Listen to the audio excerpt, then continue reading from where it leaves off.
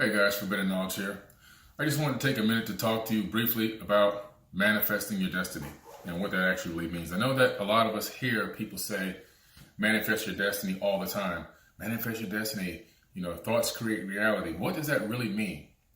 Well, let's just take it from the very simplest understanding and then we'll go ahead and, show you how it is on a bigger scale. So from the simplest understanding, if I were to take this, for example, this Rubik's Cube, okay? I love Rubik's Cubes. I collect them and I work on them and I experiment with them in different ways to crack the codes. But somebody, Mr. Rubik, sat down one day and in his mind, he visualized this cube. Not only did he visualize the cube, he visualized the color pattern, he visualized how many squares he was going to need, interlocking and so forth and so on. And he said to himself, this is an object that I'm going to create and bring forth into the third dimension. The next step is to draw it down on a piece of paper, brings it into the second dimension, a two-dimensional drawing, and then from there, it's then converted into most likely a computer-assisted design program, a CAD design, where it's computerized, and then from there it goes out to a manufacturing facility that actually makes it truly manifest in the third dimension as a physical object. So everything starts from thought, then to a concept, and then to three-dimensional reality. And that is, a very simple understanding of how thoughts manifest true reality. As a matter of fact, everything that is created by a human being in the third dimension was first manifested by thought. The thought came into your mind, and then it manifested into reality as long as you followed through in the actions for the manifestation. And I think that's the biggest part that a lot of people are forgetting. They're not realizing that in order for you to manifest these destinies that you're looking for, these objects or these wants and needs that you're looking for, it's going to take action, the steps behind the thought. In other words, you must put conscious thought out there and then you must put action behind that. Otherwise, you're not going to get the final result. The final result is the item, the thing, the service, or whatever it is that you're looking for. You're not going to get it unless you actually put the action behind it. So that's a very simple way of understanding how you can manifest, how thoughts manifest into reality. So everything that you see around you that's man-made literally was first thought about and then became reality after certain steps were taken. Think about that for a second.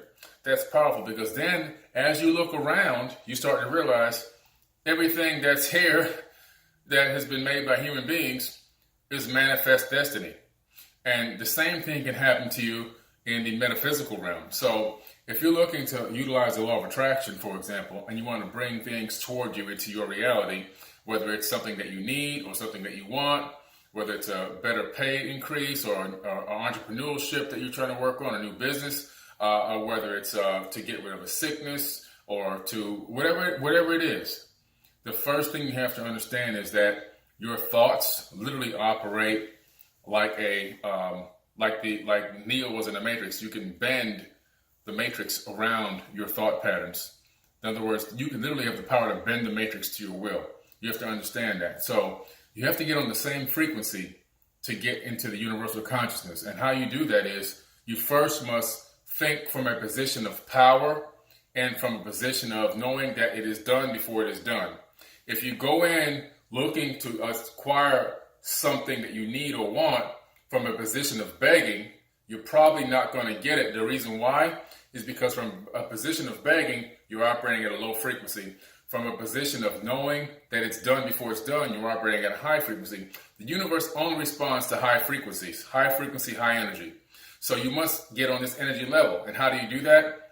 You have to go in knowing that what you're trying to accomplish is already done before it's done. And how can that be? Well, you got to remember that the past, present, and future all happen at the same time. And there's multiple realities, many outcomes that can all happen at the same time. Which means that in one reality tunnel, you've already achieved, acquired, and got exactly what you want, exactly how you want it, and when you wanted it. So that's one of the realities you need to sync with through quantum entanglement. So your thoughts need to vibrate at a high level thinking, this is a particular thing that I need or want, and this thing that I need or want is going to be mine, it's going to happen, it's going to be acquired. Okay. Now that you've done that, okay, so let's just say, for example, it's your car is really acting up and you really need a new car. So you're saying now I need to operate, I need to get a new car, I need a new vehicle. So now I'm operating on a frequency thinking I need a new vehicle. But not only do I need a new vehicle, what type of vehicle do I need? What type of quality, what type of specs does that vehicle need to have to enhance my life and maybe for my job or whatever the case may be. And also, what's my price range that I can afford? What color do I like? What type of interior? You need to visualize every aspect of that vehicle. You need to think about it just like the person that created the car. They thought about every aspect, the color, the size, the shape, the tone, the tires, the steering wheel.